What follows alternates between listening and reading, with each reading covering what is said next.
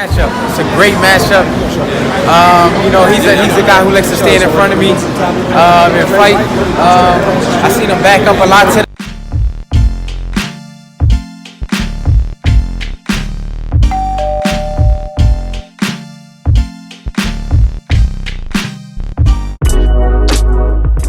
I was looking forward to the Sean Porter-Errol Spence rematch. For right now, that doesn't seem like it's going to happen. It's Danny Garcia, Errol Spence, January 25th. Some people like it, some people don't like it. I'm on the fence. I could go either way. They already have the odds out for this fight. Spence will be a minus 600. That means you have to bet $600 to win $100. And yes, Danny Garcia is clearly the underdog at plus 400.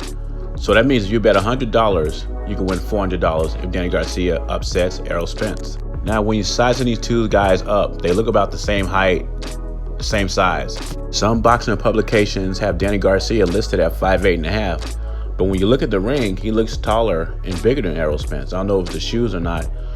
In the recent interviews with ES News with LA Setback, Danny Garcia seemed very confident in this fight. Garcia also says Spence is a stationary target. He's there to be hit. Garcia also says he's never been in the ring with anybody like me. And Danny Garcia is right to a point. If he fights Danny Garcia like he fights Sean Porter, then Danny Garcia has a good chance to win this fight because he's gonna knock Spence out. Spence does not want to take the same punches they took from Sean Porter from Danny Garcia, because Danny Garcia is more tactical.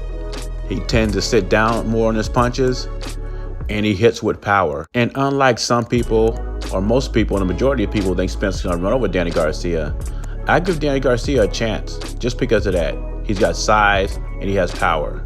Also, Danny Garcia has a sturdy chin, and that's the reason I think Errol Spence is gonna change his game plan. I don't think Errol Spence is gonna come forward and fight the fight against Sean Porter. What I think he's gonna do is try to fight Danny Garcia like Mikey Garcia. Now, if that's gonna work, because I don't know, because Danny Garcia is much bigger than Mikey Garcia. But that's what I think Spence and Derek James are going in the ring trying to do. Danny Garcia is not one of those fighters that throw a lot of punches. His output is pretty low. Another interesting point Danny Garcia brought up is that Spence was backed up a lot by Sean Porter. He said when me and Sean Porter fought, he didn't back me up that much. He also said Spence is a good fighter, but he's beatable. I've been saying the same thing about Spence. He's not a great fighter, but he's good. I don't see anything special about him, but he is a good fighter. Terrence Crawford and Errol Spence started off as a 50-50 fight in Vegas. Now, Terrence Crawford's a clear favorite to beat Errol Spence. Even Eddie Hearn has some comments about Errol Spence.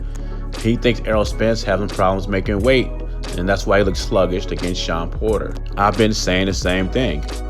Errol Spence days as a welterweight is numbered. He can't make the weight, and another problem he has, no punching power when he moves up. But I digress on that. What chances are you giving Danny Garcia to beat Errol Spence? I give Danny Garcia a small chance because he can punch, can use a jab. He doesn't move very well, but he's sturdy also. Leave your thoughts and opinions down below. JBZ, subscribe to the channel. I'm gone.